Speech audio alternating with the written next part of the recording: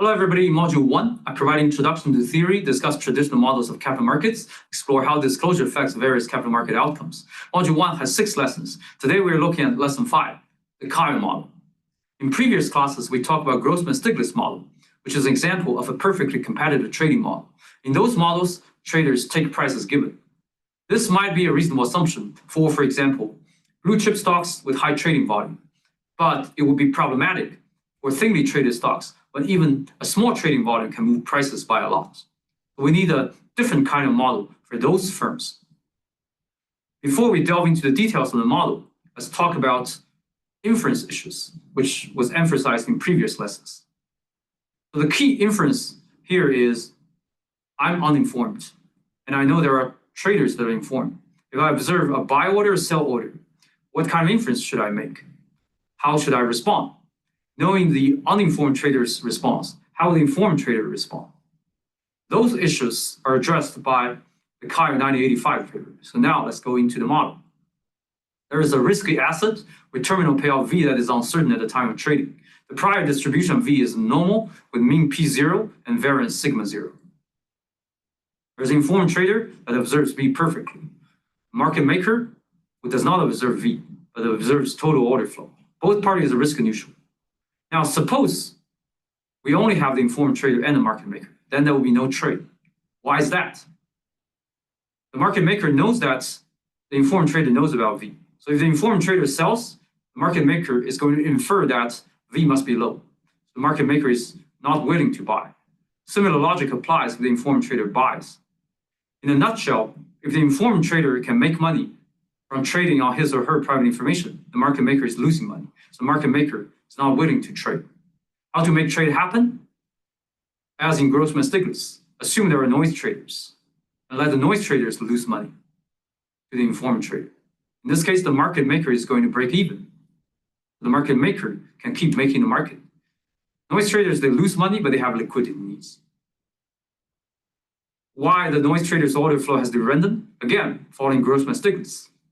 Randomness is to prevent prices from fully revealing the informed trader's information. We assume that the noise traders, they submit order flow, which is a normally distributed random variable with mean 0 and variance sigma u squared, and it's independent of V. So noise traders trading is not information driven. The informed trader observes V, and so they submit a demand X as a function of V. The market maker observes the total order flow, which is the informed trader's order flow plus the noise trader's order flow. And they choose price P, expected value of V, conditional on total order flow and their conjecture of the informed trader's trading strategy that we're going to talk about very soon. Because of the randomness of the noise trader's order flow, price is going to be partially revealing, but not fully revealing on V. How to solve the model? Again, we face this uneven distribution of information. The informed trader knows about V, the market maker does not. Again, think of Texas Hold'em that we mentioned in previous lessons. The market maker does not observe V, but the market maker is going to conjecture the informed trader's trading strategy as a function of V. They're going to take that into account when setting prices. Similarly, informed trader, they do not choose the price, but they are going to conjecture the market maker's price setting strategy and going to take this account in choosing their demand. In equilibrium, the conjecture has to be reasonable. It has to be consistent with the actual choice. Because of the normal distribution, linear conjecture seems a reasonable conjecture.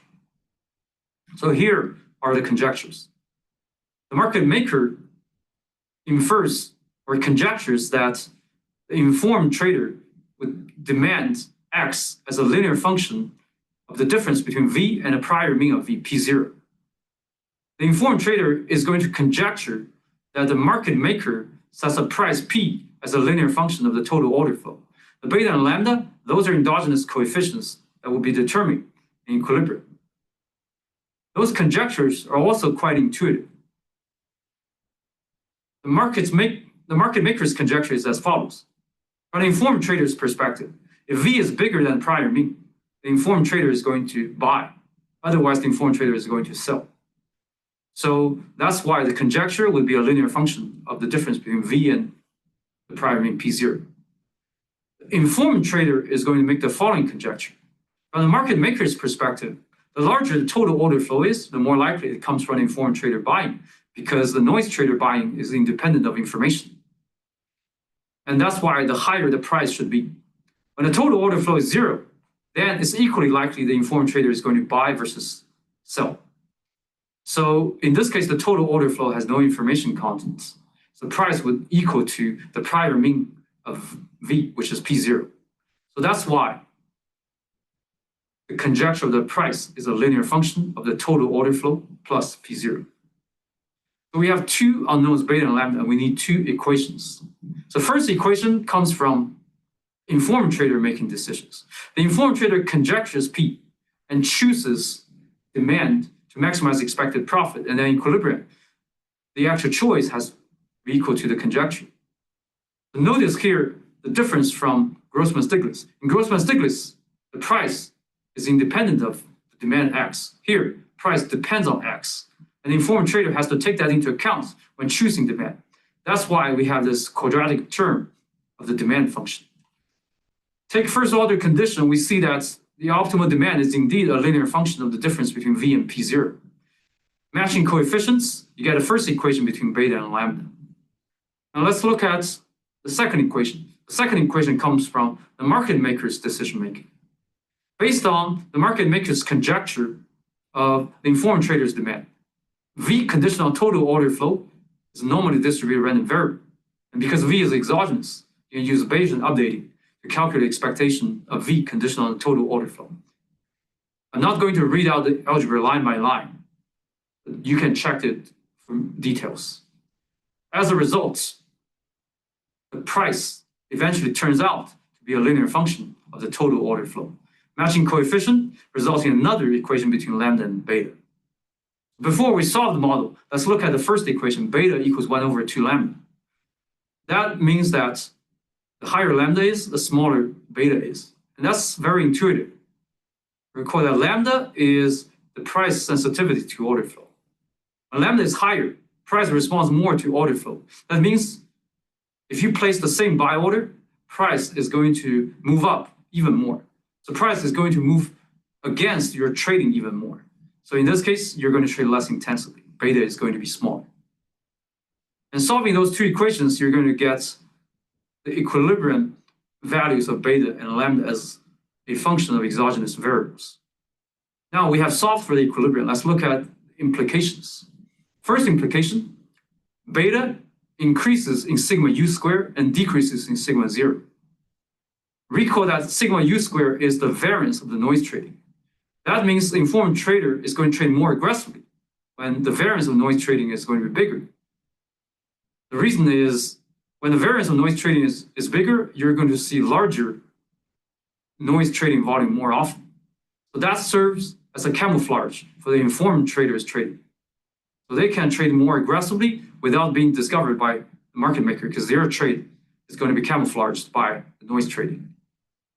Beta decreases in sigma 0. Recall that sigma 0 is the prior variance of V because the informed trader knows about V.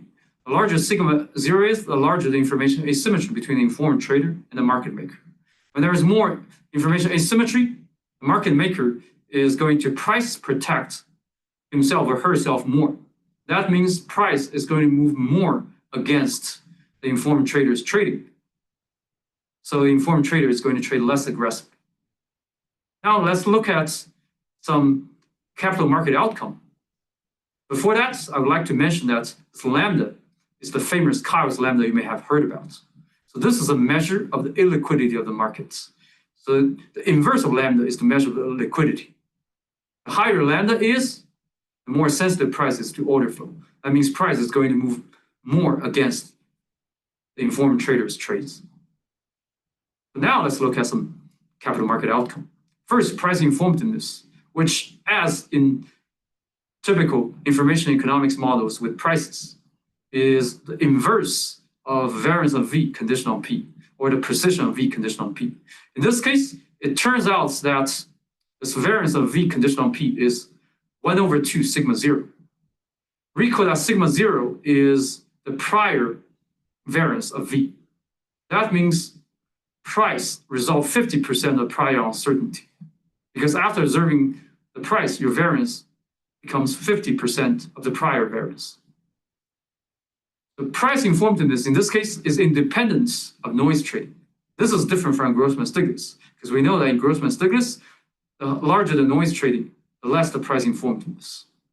And the reason of this is because the informed trader, they're going to adjust their trading strategies based on noise trading. The more noise trading, the more intensive the informed trader is going to trade, which results in price resolving exactly 50% of the prior uncertainty. Now let's look at informed traders' expected profits. I'm not going to go through the algebra, but eventually this is their expression of their expected profits. Their expected profit is increasing in the variance of noise trading and also increase in sigma zero, the prior uncertainty. This is very intuitive. The higher the volatility of noise trading, the better the camouflage effect. So the informed trader can trade more aggressively and earn higher profits. The higher the information asymmetry is, the higher the information advantage between the informed trader and the market maker. And so the informed trader is still able to make more trading profit, despite they're trading less aggressively, because their information advantage becomes bigger.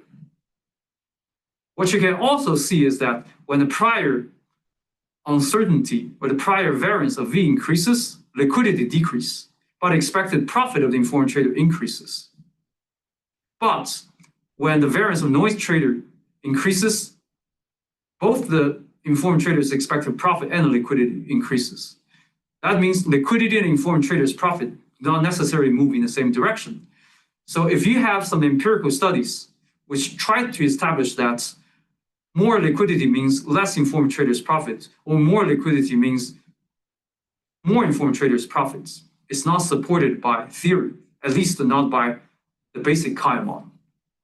So to conclude, when market is not perfectly competitive, the informed trader, they're going to trade less aggressively because market maker knows that there are traders that are informed. They're going to price protect themselves. Price is going to move against the informed trader's trade. To prevent price from fully revealing, you still need noise trading. And so not fully revealing price because of the random noise trading, it always results in information asymmetry between the informed trader and the market maker. And that results in illiquidity as reflected in the famous Kaya's lambda. In the next lesson, we're going to talk about how disclosure affects various capital market outcomes in Kaya type models, in particular, illiquidity. And we're also going to introduce discrete type Kaya models. If you want to see how much you understand this lesson, a review quiz of the lesson can be found at the link in the slides. Thank you very much.